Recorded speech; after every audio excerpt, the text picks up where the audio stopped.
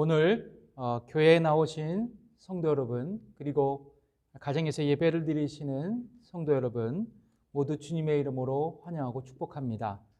우리 모두 기도하심으로 2020년 7월 5일 주일 예배를 하나님께 올려드리겠습니다. 기도하겠습니다. 불안과 혼란의 이 시대 속에 참된 평화와 절대적인 사랑을 이 땅 가운데 주시기 원하시는 하나님 아버지, 오늘 이 시간 예배의 축복을 허락하신 것 감사합니다. 오늘 드려지는 예배 속에 하나님의 평화와 사랑, 그리고 차고도 넘치는 은혜를 허락하여 주옵소서. 그리하여 진정한 사랑이 상실된 이 시대 속에 주님의 사랑과 소망으로 힘있게 살 수 있는 하나님의 백성 되게 하옵소서. 우리의 소망이 되신 주님, 십자가 앞으로 나온 우리에게 부활의 소망으로 넘치게 하여 주심을 믿습니다. 상한 심령이 위로를 얻고 죽었던 모든 것들이 새 생명으로 다시 살아남을 믿습니다. 우리의 문제는 해결되고 질병은 치료받으며 우리의 속사람이 강건해지고 성령으로 충만케 됨을 믿습니다. 자비하신 주님, 주께서 사랑하시고 친히 세우신 몸된 교회에 주님의 영광을 나타내 주옵소서. 말씀과 기도가 끊이지 아니하는 교회가 되게 하여 주옵시고, 상하고 지치고 연약한 그 심령들이 소망을 얻고 새삼을 얻는 은혜의 장소가 되게 하여 주옵소서. 무엇보다도 지역 복음화를 위해 힘쓰고 세계 열방을 향하여 선교하는 교회가 되게 하옵소서. 이 경배의 시간 우리의 마음과 정성을 다해 하나님의 창조하심과 구원하심을 찬양하게 하시고 우리에게 행하신 신실하신 그 하나님의 사랑을 본받는 삶을 살아 우리도 이웃을 사랑하며 작은 자들을 섬기는 예수 그리스도의 제자의 삶을 살아가게 해 주옵소서. 예배를 드리는 하나님의 백성 가운데 하나님의 진리와 성령님의 임재가 경험되어지게 하시고 우리의 심령을 말씀으로 새롭게 하여 주옵소서. 예수님의 이름으로 기도드립니다. 아멘. 찬양 드리겠습니다. 통일찬송가 214장, 통일찬송가 214장, 변찮는 주님의 사랑과.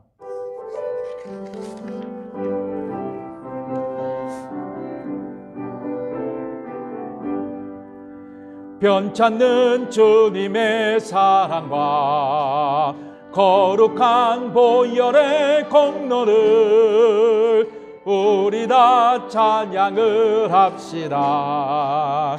주님을 만나볼 때까지 예수는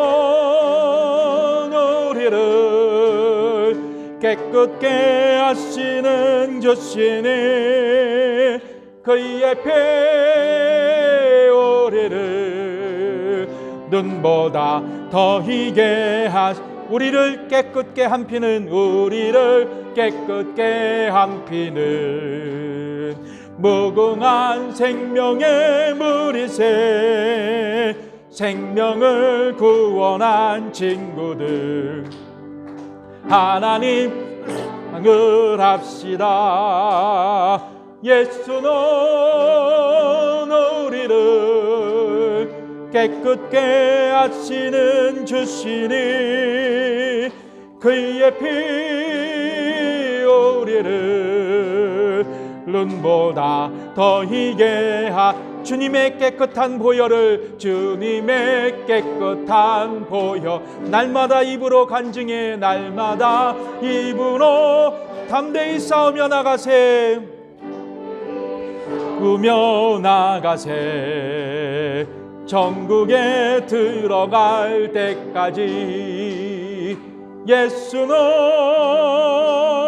우리를 깨끗게 하시는 주시니 그의 피 우리를 눈보다 더 희게 십자가 튼튼히 붙잡고 십자가 튼튼히 붙잡고 날마다 이기며 나가세 머리에 면류관 쓰고서 주 앞에 찬양할 때까지 예수는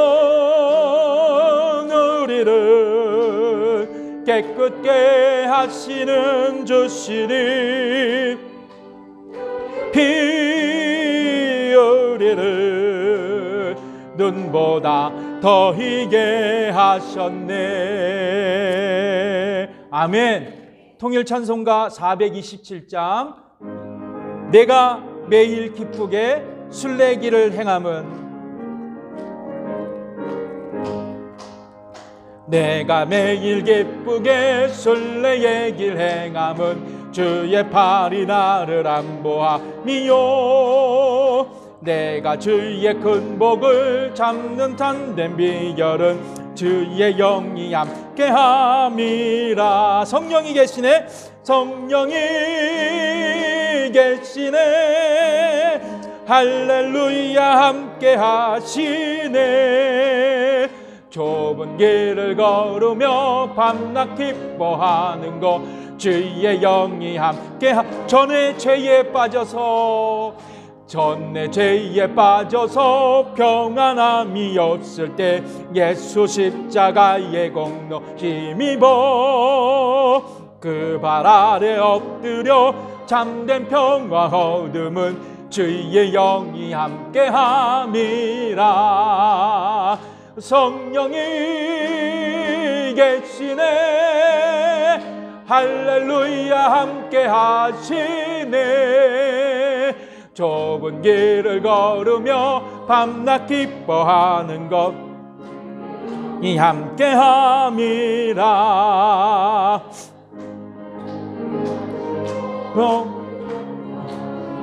나는 숲의 새와 같이 기쁘다. 내가 기쁜 마음으로 주의 뜻을 행함은 주의 영이 함께함이라. 성령이 계시네. 루야 함께 하시네. 좁은 길을 걸으며 밤낮 기뻐하는 것 주의 영이 함께. 4절 세상 모든 정욕과 나의 모든 욕망은 십자가에 이미 못을 박았네. 어두운 밤이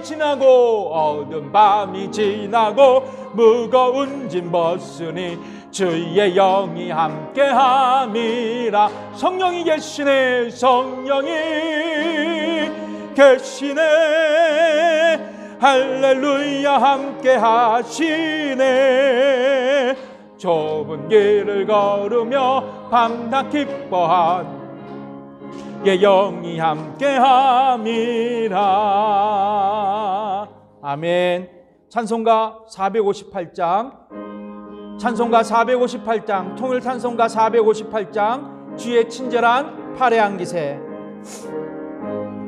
주의 친절한 팔의 안기세 우리 마음이 평안하리니 항상 기쁘고 복이 신팔의 안기세. 주의 팔에 그 신팔의 안기세. 주의 팔에 영원하신 팔의 안기세. 날이 갈수록 주의 사랑이 두루 광명하게 비치고 천성 가는 길 편히 가리니 영원하신 팔의 안기세. 주의 팔에 그 신팔의 안기세. 주의 팔에 영원하신 바 주의 보좌로 나갈 때에 주의 보좌로 나갈 때에 기뻐 찬미 소리 외치고 겁과 두려움 없어지리니 영원하신 팔에 안기세 주의 팔에 그 크신 팔에 안기세 주의 팔에 영원하신 팔에 안기세. 아멘. 찬송을 부르세요. 찬송을 부르세요.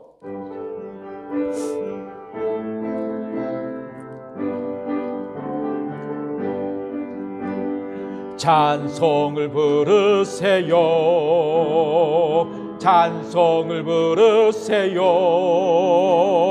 놀라운 일이 생깁니다.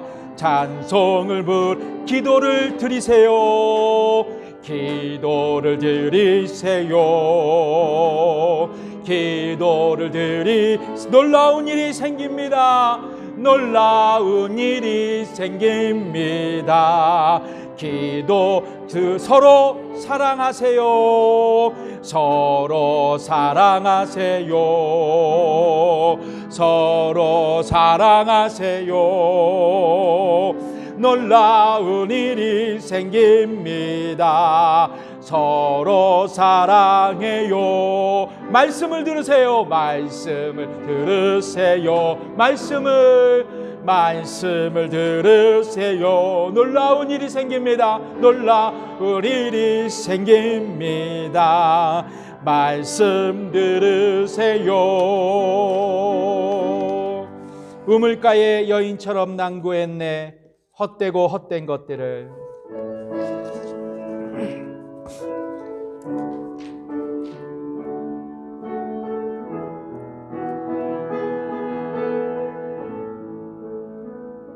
우물가의 여인처럼 난구했네.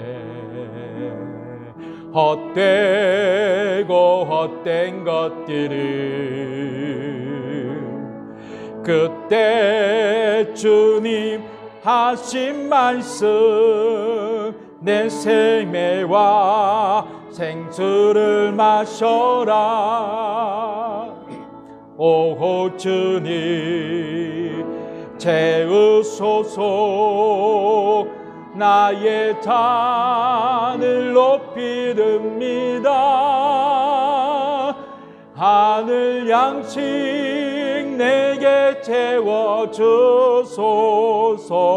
넘치도록 채워. 많고 많은 사람들이 찾았었네. 많고 많은 사람들이 찾았었네. 헛되고 헛된 것들을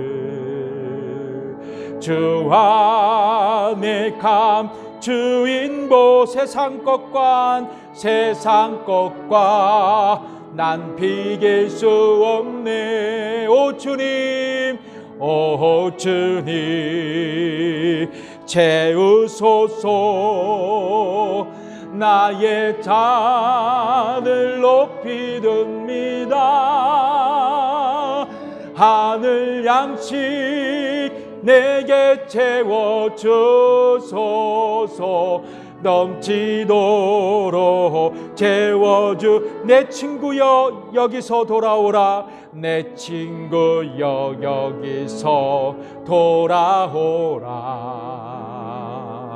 내 주의 넓은 품으로. 우리 주님 너를 반겨 그 넓은 품에 안아주시리. 아멘. 오 주님 채우소서. 나의 잔을 높이 듭니다. 하늘 양식 내게 채워주소서. 넘치도록 채워주소서. 아멘. 이 시간 공동의 기도의 제목으로 기도하겠습니다.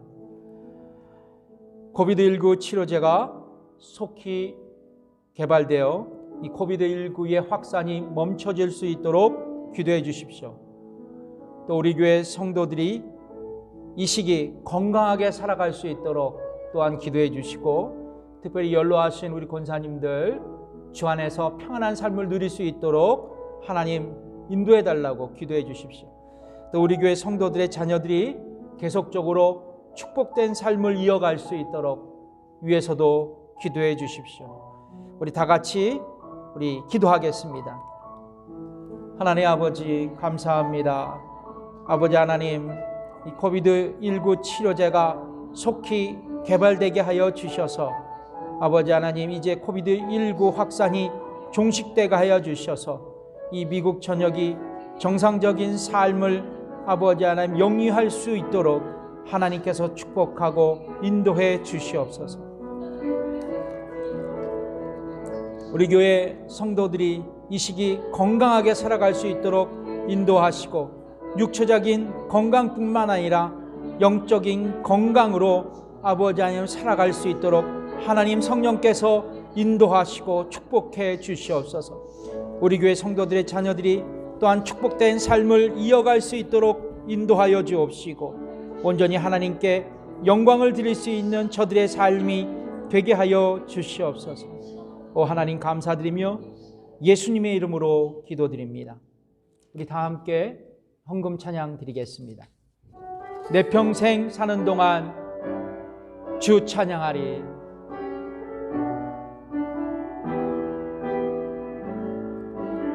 내 평생 사는 동안, 내 평생 사는 동안 주 찬양하리. 여호와 하나님 내 주를 찬양하리. 주님을 묵상함이 즐겁도다. 내 영혼 주 안에서 참 기쁘리. 내 영혼아, 내 영혼아 주님을 찬양하라. 내 영혼아 주님을 찬양하라. 내 영혼아 주님을 송축하라. 내 영혼아 주님. 다시 한번 찬양할까요? 내 평생 사는 동안, 내 평생 사는 동안 주 찬양하리. 여호와 하나님 내 주를 찬양하. 주님을 묵상함이, 주님을 묵상함이 즐겁도다. 내 영혼 주 안에서 참 기쁘리. 내 영혼아 주님을 송축하라. 내 영혼아 주님을 찬양하라. 내 영혼아 주님을 송축하라. 내 영혼아 주님을 찬양하라. 아멘. 기도하겠습니다. 하나님 아버지, 이 시간 우리에게 있는 모든 것들이 주께로부터 온 것으로 고백드리며, 이 시간 찬화하여 즐거워하는 마음으로 주 앞에 예물을 올려드립니다. 11조를 드립니다. 감사의 예물로 드립니다. 선교의 예물로 드립니다. 주정헌금으로도 드립니다. 주님, 드린 물질 위에 주께서 축복하여 주셔서 아버지 안에 쓰여지는 곳곳마다 하나님 나라의 지평이 넓혀지게 인도해 주시옵소서. 아버지 하나님, 드릴 수 없어 마음을 또 드린 분들이 있습니다. 저들을 축복하시사 드릴 수 있는 삶의 여유로움도 허락해 주시옵소서. 아버지 하나님, 이 시대 코비드19로 참 많은 사람들이 고통하고 있습니다.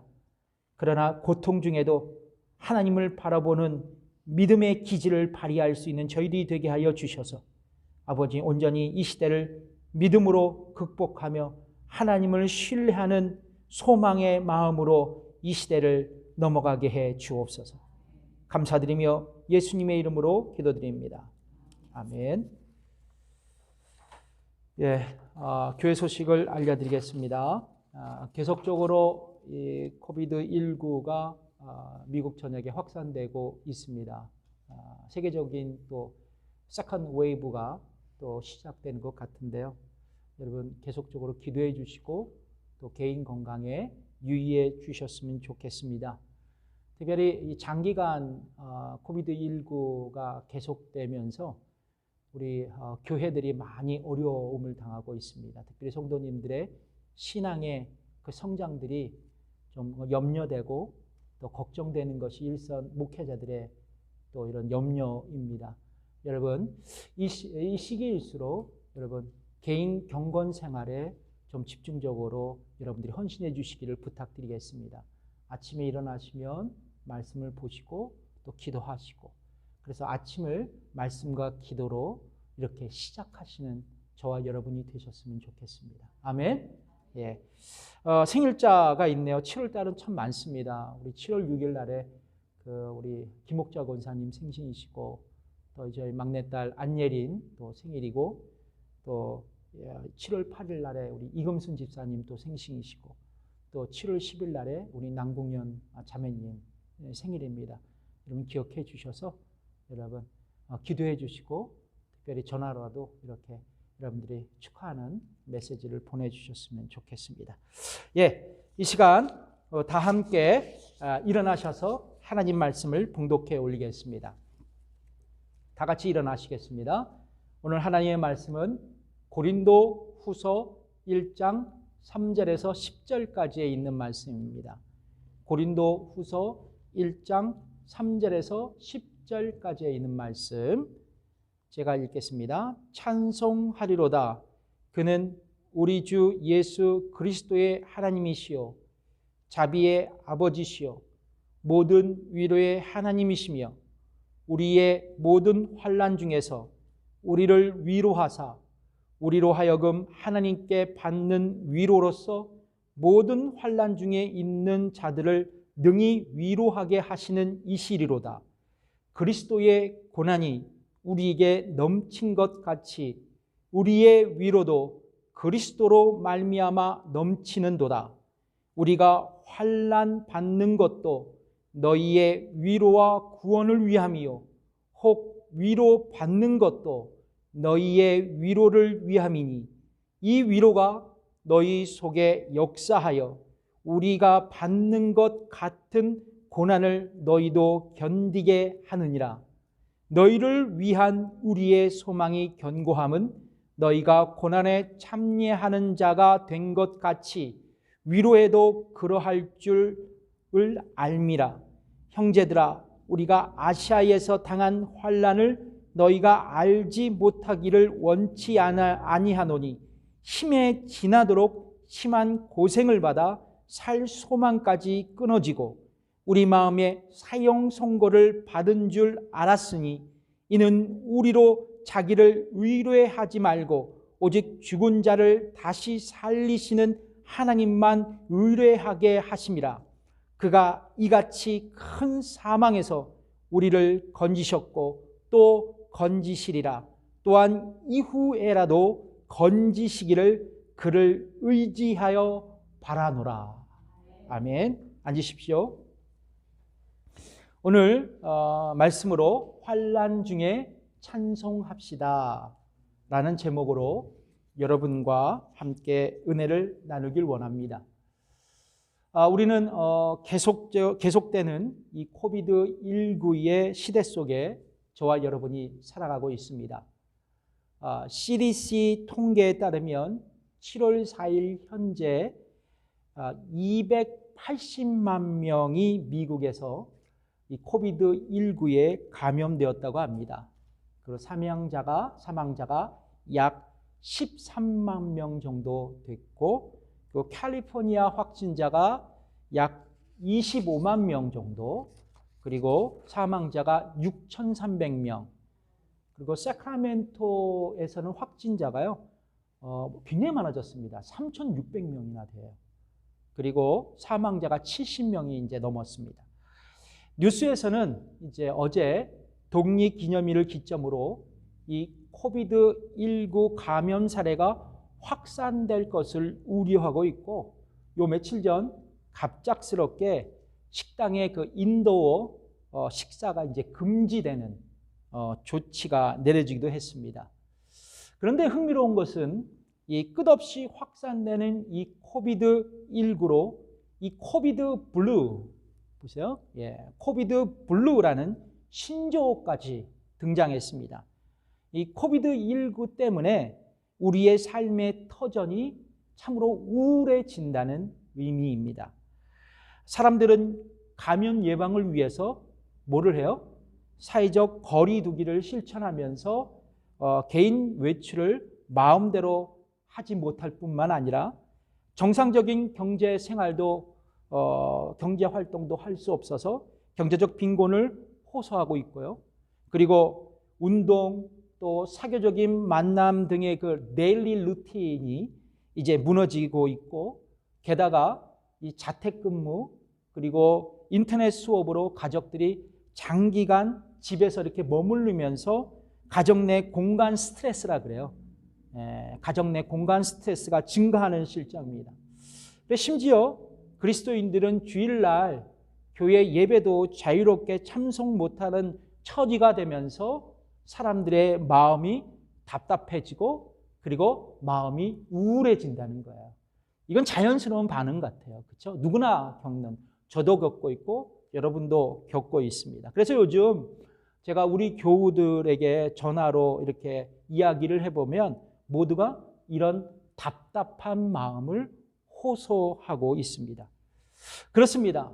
이 코비드19로 인한 우리의 마음의 불편함은 정서적으로 우리의 생활 전반에 걸쳐서 삶의 지형을 지금 많이 바꾸고 있습니다.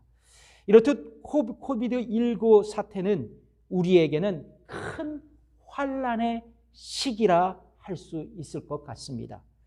그런데 성경은 이 환난의 시대에서 우울해하고 있는 우리에게 반대로 찬송하며 살아가야 할 것을 말씀하고 있습니다.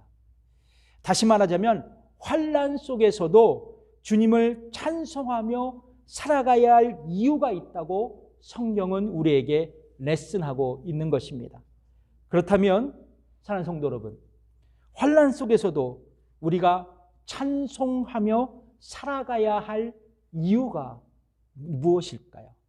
우리가 찬송하며 살아가야 할 이유는 무엇일까요? 첫 번째입니다. 우리는 환난 가운데 하나님의 자비와 위로를 경험할 수 있기 때문입니다. 다시 말씀드립니다. 우리는 환난 가운데서 하나님의 뭐요? 자비와 위로를 경험할 수 있기 때문입니다. 성경은 우리가 그리스도인이 되었다는 사실 때문에 자동적으로 인생의 환난이나 고난이 면제된다고 가르친 적이 없습니다. 반대로 성경은, 자세히 말하자면 예수님은 제자들에게 너희가 세상에서 살아갈 때 너희에게 뭐가 올 것이다? 너희가 환난을 당할 것이다 라고 말씀하고 있습니다. 요한복음 16장 33절의 유명한 말씀이죠. 이것을 너희에게 이름은 너희로 내 안에서 평안을 누리게 하려 함이라.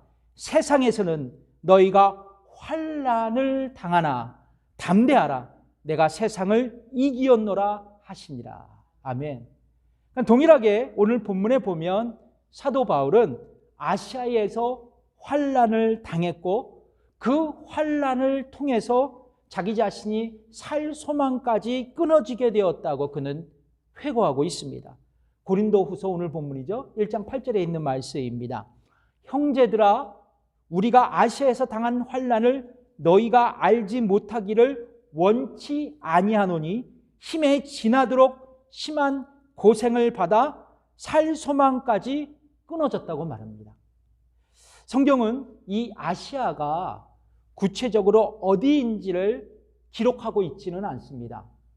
그러나 대부분 성경학자들은 소아시아의 도시인 에베소가 아닐까라고 그렇게 추측하고 있습니다. 여러분들이 잘 아시다시피 사도행전에 보면 사도 바울은 제2차 선교 여행 직후 바로 제3차 선교 여행을 떠나게 되죠. 그리고 1차, 2차 선교 여행지였던 갈라디아 땅과 또 부르기아 땅을 다시 돌아보면서, 그리고 그 속에서 그가 1차, 2차 기간에 제자들을 세웠던 그 땅에 다시 돌아가서 제자들을 양육하고 그들의 신앙을 굳게 했습니다. 사도행전 18장 23절의 말씀이죠. 얼마 있다가, 곧바로 떠났다는 거예요. 얼마 있다가 떠나 갈라디아와 부르기아 땅을 차례로 다니며 모든 제자를 굳게 하니라. 그리고 사도 바울은 이제 에베소로, 제3차 선교 여행지 중심 지역이었던 에베소로 가게 됩니다. 그곳에서 그는 3년간의 사역을 시작했는데, 바울은 이 소아시아의 지역에 복음을 전하기 위한 선교 중심 기지로 에베소 지역을 아름답게 그렇게 세워 나가게 됩니다. 이를 위해서 사도 바울은 어디에서 성경을 가르쳐요? 두란노 서원에서 매일 성경을 가르쳤고, 결국 그 결과 수많은 사람들이 예수를 믿게 되었어요. 심지어는 마술을 행하던 에베소 사람들이 예수를 믿고 뒤집어져서 그들이 갖고 있던 어마어마한 양의 마술책까지 불태우는 일이 벌어지게 되었어요. 성경은 이렇듯 바울이 감당한 에베소 선교를 이렇게 평가하고 있습니다. 사도행전 19장 20절의 말씀이죠. 이와 같이 주의 말씀이 힘이 있어 흥왕하여 세력을 얻느니라. 자, 얼마나 부흥했길래 주의 말씀이 힘이 있게 흥왕하여 세력을 얻었다고 말씀하고 있을까요? 이 정도 되면 여러분, 바울은 참으로 성공한 목회자 중에 한 명일 것입니다. 그러나 여러분, 그에게 환난이 찾아왔어요. 그가 섬기고 있었던 에베소 교회에 환난이 찾아왔습니다. 사도 바울의 그 선교 사역의 결과 이 에베소에서 우상을 만들어 생계를 이어가던 이 수공업자들의 수입이 반토막이 나게 되었거든요. 그런 일이 발생해서 그들이 이제 소요 사태를 일으키고 데모를 하게 되고, 그 자기의 생계를 위협했던 이 사도 바울을 위협하게 되고, 그래서 사도 바울은 큰 환난을 직면하게 됩니다. 사도 바울은 이 에베소에서의 경험한 환난을 생각하면서 그는 뭐가 끊어졌다고요? 예전에 내가 에베소 교회에서 사역할 때 살 소망이 끊어졌다라고. 더 나아가서 고린도 후서 1장 9절에 보면 우리 마음에, 그러니까 사도 바울의 선교팀이겠죠. 우리 마음에 뭐가 됐다고요? 우리가 사형 선고를 받았었다고 말이죠. 예. 그는 그렇게 오늘 본문에서 말하고 있어요. 여러분, 얼마나 이 에베소에서 당한 이 환난이 얼마나 극심했기에 바울은 자기 자신뿐만 아니라 함께 사역했던 모든 스태프진들이 사형 선고를 받았다고 진술하고 있을까요? 그렇습니다. 사도 바울은 이 에베소에서 우상을 만들어 생계를 이어갔던 수공업자들에게, 성경에는 나와 있지 않지만 아마도 수많은 폭력과 위협을 받았을 거예요. 실제로 육체적인 폭력도 당했을 것입니다. 그리고 고린도 전서 15장 32절을 근거로 여러분, 에베소에서 법과 질서를 어긴 사람들에게 내려지는 형벌이 있었거든요. 원형 경기장에서 맹수들과 싸우는 심각한 위협에 이 사도 바울도 처했을 것입니다. 사도 바울은 이런 자신의 과거를 기억하면서 고린도 교회 성도들에게 이렇게 고백하고 있어요. 이것이 바로 오늘 본문 1장 3절에 있는 말씀입니다. 여러분, 제가 읽어드릴게요. 찬송하리로다. 찬송하리로다. 그는 우리 주 예수 그리스도의 하나님이시요, 자비의 아버지시요, 모든 위로의 하나님이시며. 여러분, 우리가 인생을 살다 보면 고난과 환난으로 어느 날 갑자기 우리의 삶의 현장을 강타하고 우리의 삶이 휘청거릴 때가 있습니다. 아마도 오늘날 이 코비드19 사태와 동일한 모습이 아닐까 생각합니다.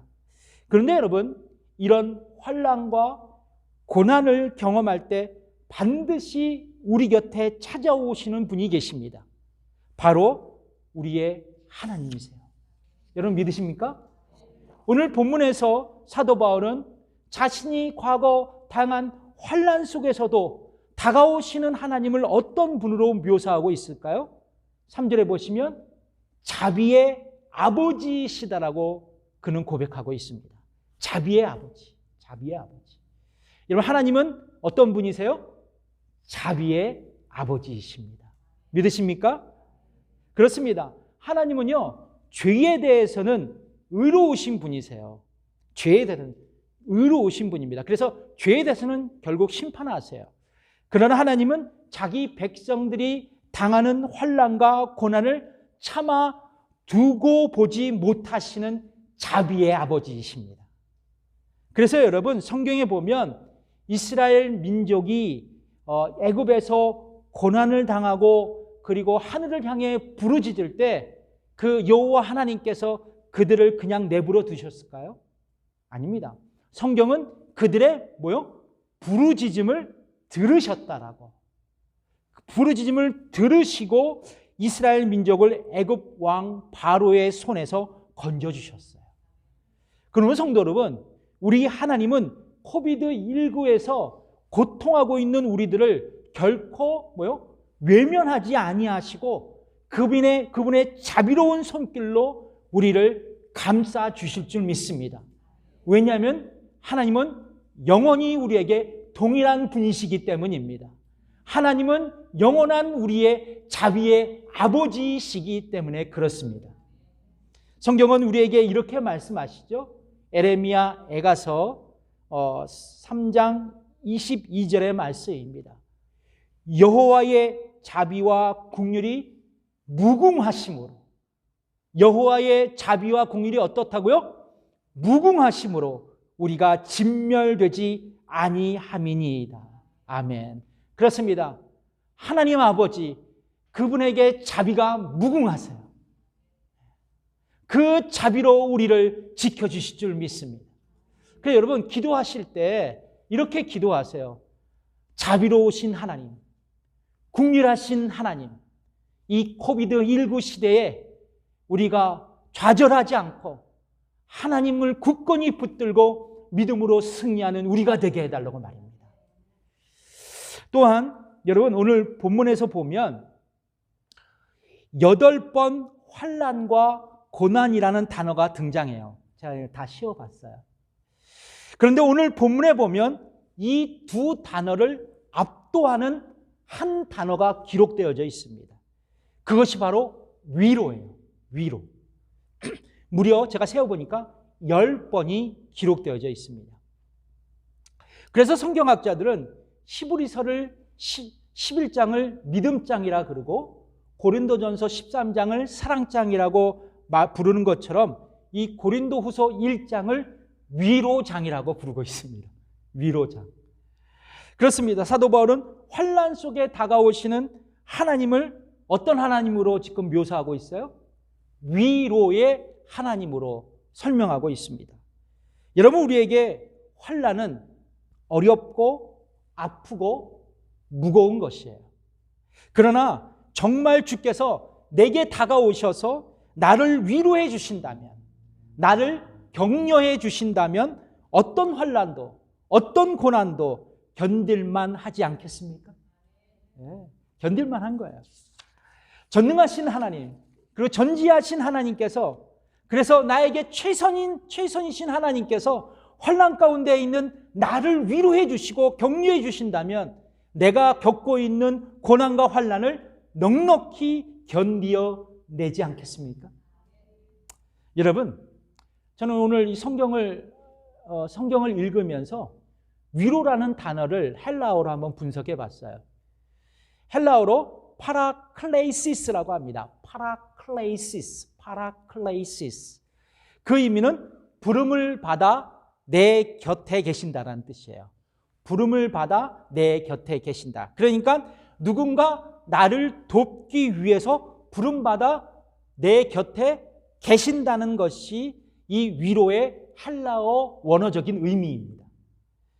흥미로운 것은요, 요한복음 14장 26절에 보면 성령님을 뭐라고 말씀하고 있어요? 보혜사라고 얘기하고 있죠. 보혜사. 근데 이 보혜사를 헬라어로 뭐라 그러냐면 파라클레이토스라 그럽니다. 단어가 비슷하지 않아요? 파라클레이시스. 성령님은 파라클레이토스. 예. 그냥 우리말로 파라클레이토스를 번역하면 여러 가지가 있는데 그 중에 하나가 위로자, 격려자가 되세요. 그러니까 여러분, 헬라어로 위로가 바로 성령님이신 거예요. 성령님의 내적 속성이 바로 위로라는 것입니다. 그렇습니다. 여러분, 성령 하나님은 우리가 고난당하고 환난의 골짜기를 지날 때 우리 곁에 다가와서 함께 해주시고 우리를 보호하시고 우리를 위로해 주시는 분이세요. 그래서 성령님은 우리에게 보혜사, 파라클레이토스가 되시는 것입니다. 아멘? 예, 그래서 성령님은 뭐예요? 우리에게 위로자, 파라클레이토스가 되신다는 것이에요. 그래서 성령님은 우리에게 어떻게 말씀합니까? 제가 제일 좋아하는 말씀입니다. 요한복음 14장 18절에 있는 말씀이에요. 내가 너희를 고아와 같이 버려두지 아니하고 너희에게 오리라. 그러니까 여러분, 우리를 성령님께서 뭐요? 고아와 같이 버려두지 않고 너에게 찾아와서 너를 도와주고 너를 위로해주고 너를 격려해 주실 것이다. 어떤 때요? 내가 환난 중에 있을 때, 내가 고통하고 있을 때. 사랑하는 성도 여러분, 이것이 얼마나 우리에게 큰 축복이 될 수 있을까요? 여러분, 다니엘의 3명의 친구를 기억하시죠? 누구예요? 사드락, 메삭, 아베느고예요. 그들은 이제 바벨론으로 노예로 끌려가죠. 그러나 이 바벨론에서 그들이 우상 숭배를 하지 않고 여호와 하나님의 신앙을 지키기 위해서 이제 그들은 어디로 던져져요? 풀무불 속에 던져집니다. 그런데 이 느부갓네살이 이 풀무불 속에 던진 이 다니엘의 세 친구를 보니까 이 세 사람이 아니었어요. 그 풀무 속에는 누가 있었어요? 4명이었는데 그 풀무 속에는 하나님이 그들과 함께 하셨다는 것이에요. 그렇습니다. 지금 우리가 이 코비드19라는 환난 가운데 내던져져 있어요. 그래서 우리가 눈물 흘리고 마음이 무겁고 우울하고 있지만 그러나 우리 곁에 누가 계셔요? 하나님이 함께하고 계십니다. 성령 하나님이 우리를 도우시고 우리를 위로하고 계세요. 그렇습니다. 하나님은 우리와 이 시대에 함께 하시는 분이시고 그리고 우리에게 이렇게 말씀하실 거예요. 여호수아 1장 9절의 말씀인데요. 프레젠테이션에는 안 나와 있고요. 제가 말씀드릴게요. 내가 내게 명한 것이 아니냐. 마음을 강하게 하고 담대히 하라. 두려워 말며 놀라지 말라.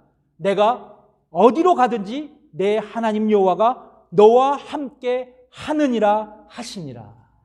그렇습니다. 이 코비드19 시대에 임마누엘 하나님, 함께 하시는 하나님이 우리와 함께 하실 것입니다. 환난 속에서도 우리가 찬송하며 살아가야 할 이유는 무엇일까요? 첫 번째, 환난 가운데 하나님의 자비와 위로를 우리가 경험할 수 있기 때문입니다. 두 번째는 뭐냐면 우리는 환난 가운데 있는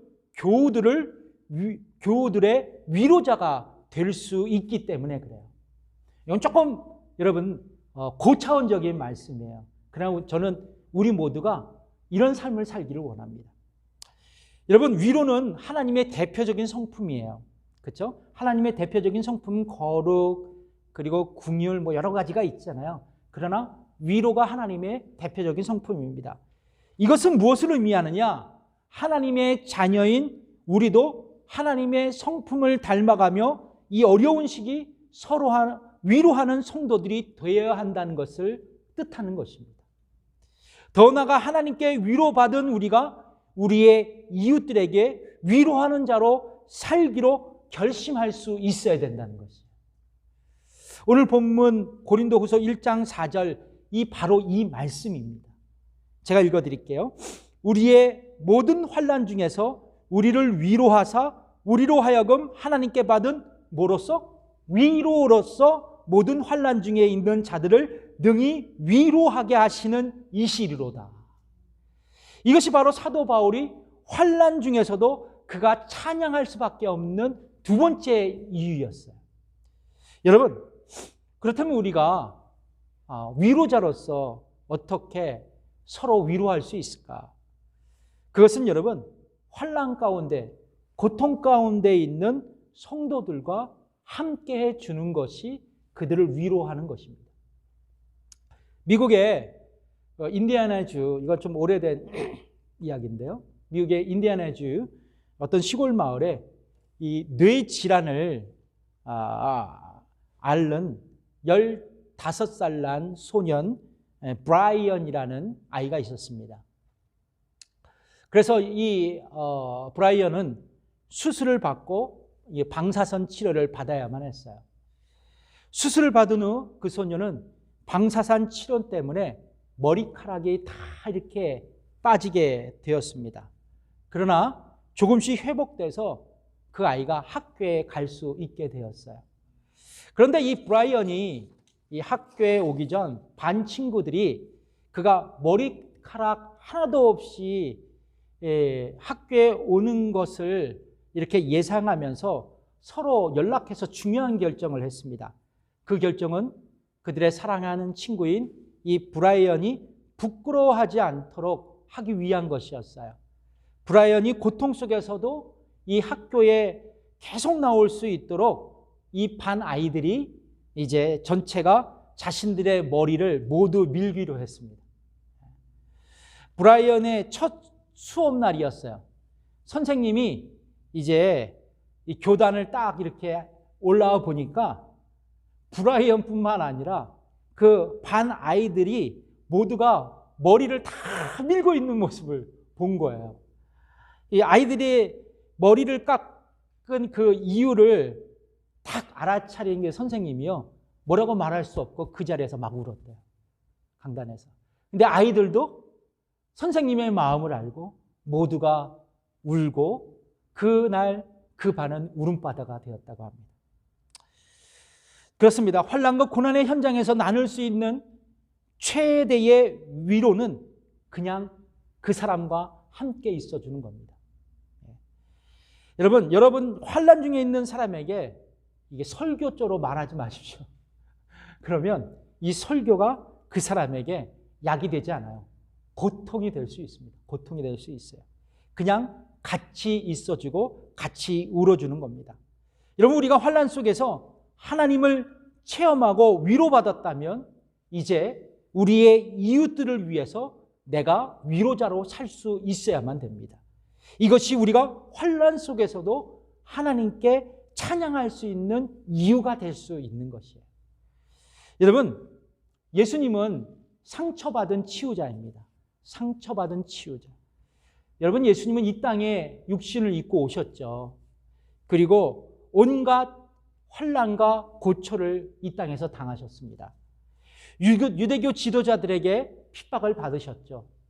그리고 예수님의 가족들에게조차도 버림을 당하셨던 분이셨습니다. 그리고 가장 사랑했던 당신의 제자들에게도 배신을 당하셨고요. 그리고 십자가 위에서도 말할 수 없는 고난을 당하셨던 분입니다. 그래서 예수님은 수많은 상처로 얼룩진 주인공이 되셨다는 것이죠. 그러나 여러분, 예수님은 자신이 받은 상처 때문에 환난 중에 또 고통 중에 상처받고 고통하고 있는 우리의 아픔을 그분은 100% 이해하시는 분이 되실 수 있었어요. 우리의 눈물, 우리의 고통을 그분은 공감하실 수 있습니다. 그래서 예수님은 상처받은 치유자로 환난 중에 있는 우리와 함께 하시면서 우리를 위로해 주실 수 있었던 거예요. 그러면 여러분, 예수님처럼 우리도 상처 입은 치유자로 환난 중에 있는 우리의 이웃을 위로하고 돌아보는 우리 모습으로 살아가기를 주님으로 축복합니다. 그런 그리스도인으로 살아가시기를 주님으로 축복해요. 이것이 여러분 우리에게 환난 중에 하나님을 찬양하는 이유가 되었으면 좋겠습니다. 그래서 여러분, 이 환난 중에 우리가 찬양할 수 있는 것, 분명한 것은 하나님은 나에게 자비와 위로의 하나님이 되셨기 때문이지만, 그러나 이 환난의 시기 내가 위로자가 되어 나의 이웃들을 위로하며 그들에게 격려하는 삶을 통해 하나님께 영광을 돌리며 하나님을 찬양하는 저와 여러분들의 모습이 되었으면 좋겠습니다. 이것이 우리 교회의 모습이 되고 저의 모습이 되기를 다시 한번 주님의 이름으로 축복합니다. 기도하겠습니다.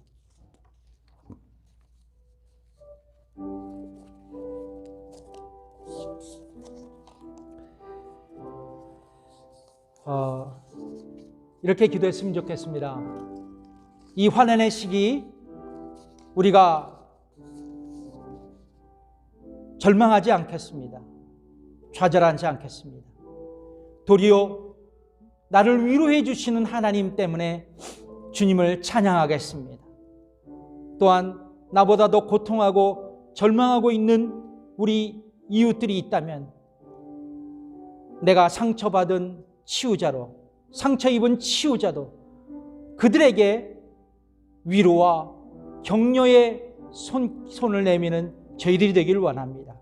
그래서 주님, 이 환난의 시기 내 영혼이 주님을 찬양하며 내 마음이 주님을 향하는 하나님의 사람이 되기를 원합니다.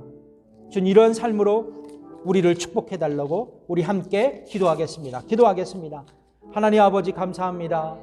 아버지 하나님, 오늘도 주님의 이름으로 모여 예배를 드리며 주님의 말씀을 서로 나누었습니다. 주님, 이제 다시 한번 이 환난의 시기 주님을 찬양하는 삶을 살아가길 원합니다.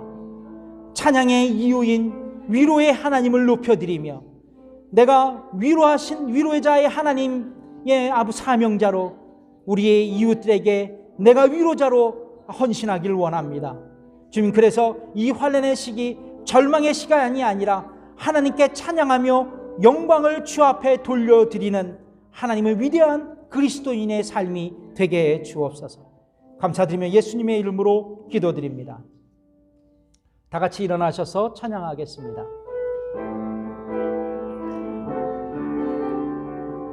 기뻐하며 왕께, 기뻐하며 왕께 노래 부르리, 소리 높여 할렐루야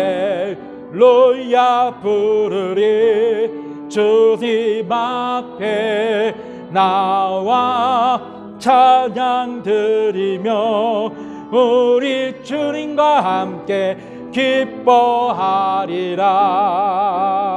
나의 창조자, 나의 구원자, 가장 귀한 나의 예수님 찬양합니다. 나의 치료자, 나의 선한 목자 되신 주 예수 나의 주 찬양하리. 이제는 우리 주 예수 그리스도의 은혜와 하나님의 무한하신 그 사랑과 성령의 감화 교통 역사하심이 오늘 말씀으로 은혜 받고 도전하며 결단하며 돌아가는 저들의 삶과 또 가정 위에 또 일터 위에 지금부터 영원까지 함께 하시기를 간절히 축원하옵나이다. 아멘.